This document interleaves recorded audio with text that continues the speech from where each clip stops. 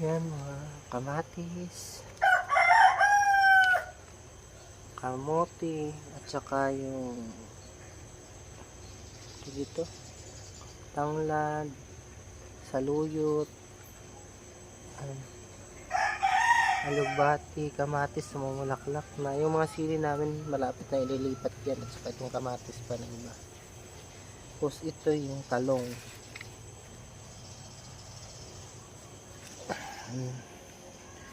Ito po ang kubo namin, mga mountain garden. Yan guys, tapos itong tambayan namin, yun yung manok. Yan, tataniman namin yan.